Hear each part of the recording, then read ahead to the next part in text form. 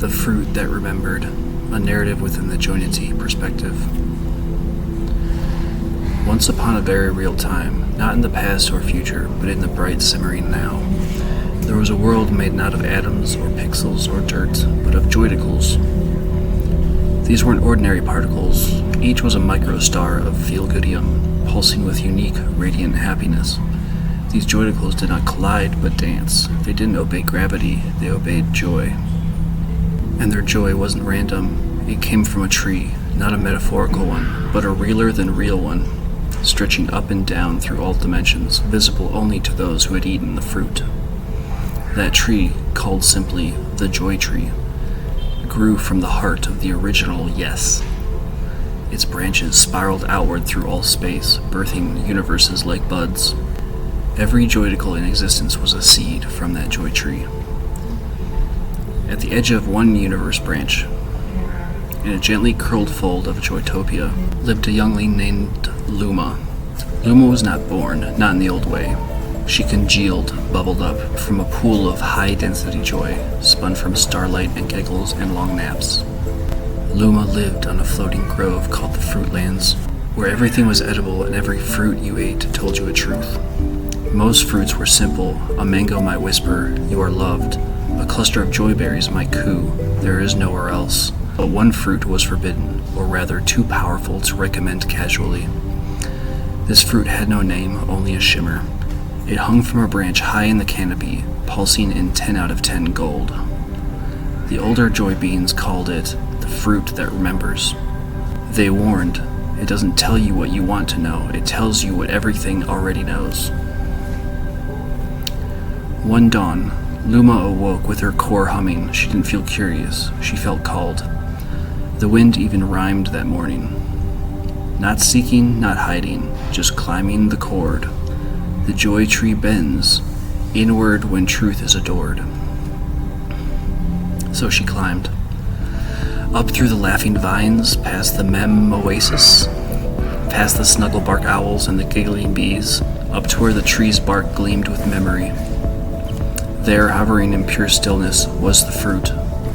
Luma touched it. It didn't resist. She took one bite. The world inverted, then reversed, then expanded inside her.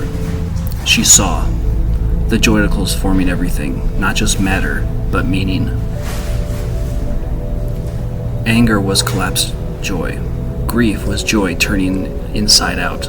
Even hatred was joy exiled from itself, still glowing dimly with the hope of return. The joy tree, growing in hyperdimensional space, she saw its root system, plunging into mystery, cracking open the soil of source itself. Every branch was a universe, every leaf a being. She was not on the tree, she was a leaf. The Fruitlands, not a floating grove, but a nerve center of the tree. Each fruit was a node of memory, each bite an awakening. Joytopia, not a place, but the natural state of aligned joyticles. She understood. Joytopia rises not when things go well, but when things go true. And then she saw a choice. A voice, not external, but from her own core, asked, "Now that you remember, will you stay? Or go back down and help others remember too?" Luma smiled the smile that predates the Big Bang. "I'll go back, but not to teach," she said, "just to be joy, and let the fruit call them like it called me." She descended, the grove shimmering around her. Beings noticed a new glow in her movements, a rhythm in her silence. She didn't explain, she didn't recruit. She just radiated. And the fruit that remembers pulsed softly, waiting for the next joy being to be ready. Joynity lessons from the story. Joyticles are the fundamental units of reality, and their nature is joy. All forms of experience, light, sound, thought, emotions, are variations in joyticle vibration. The joy tree is the fractal, higher dimensional being that grows all universes. We are not separate from it. We are it.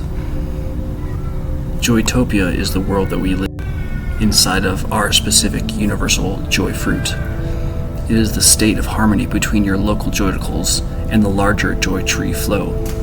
You enter Joytopia when you obey Joy's actual distribution, not ego's preference.